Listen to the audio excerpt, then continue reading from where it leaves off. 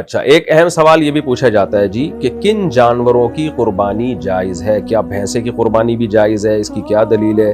تیرا یاک ایک چترال میں جنگلی بھینسا، یہ بھینسا کہلاتا ہے، جنگلی کا تو میں نہیں کہہ سکتا، جنگلی بھی ہوتے ہیں وہ، گھریلو بھی ہوتے ہیں، تو کیا اس کی قربانی بھی جائز ہے؟ تو خوب سمجھ لیں، ہمیں 4 جانوروں کی قربانی کا حکم دیا گیا ہے۔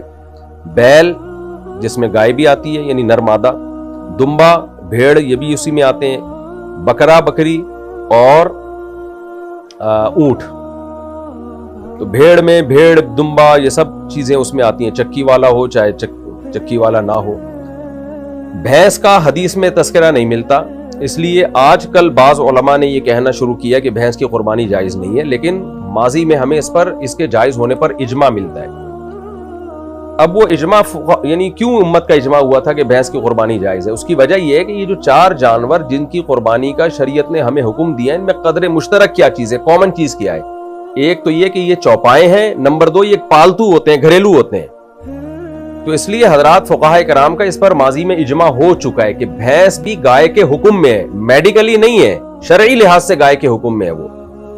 تو بھینس کو گائے پر قیاس نہیں کیا گیا ہے، بلکہ بھینس کو قربانی کے معاملے میں لاحق کیا گیا ہے گائے کے ساتھ، یعنی گائے کی جنس میں شامل کیا گیا ہے، کیونکہ وہ بھی چوپایا ہے، بیسک منافع اس کے بھی وہی ہیں جو گائے کے ہوتے ہیں، بنیادی منافع، اور ہے بھی پالتو، یعنی جنگلی نہیں ہوتی ہے، گھریلو ہوتی ہے۔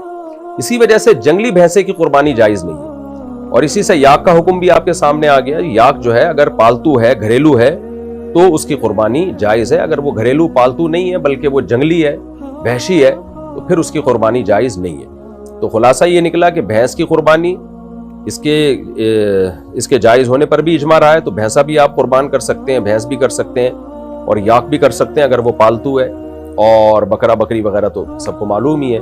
تو ان جانوروں کی قربانی بھی جائز ہے۔ البتہ ہرن کی قربانی، شتر مرغ کی قربانی یہ جائز نہیں ہے، کیونکہ یہ جنگلی جانور ہیں، اور شتر مرغ تو چوپایوں میں اس کا شمار ہوتا بھی نہیں ہے۔ اسی طرح یہ جو مارخور ہے، اس کی بھی قربانی جائز نہیں، کیونکہ یہ بکروں کی اقسام میں آتا ہے، لیکن یہ گھریلو نہیں ہوتے، یہ بلکہ یہ وحشی اور جنگلی جانور ہوتے ہیں، تو اس لیے مارخور کی قربانی بھی جائز نہیں ہے۔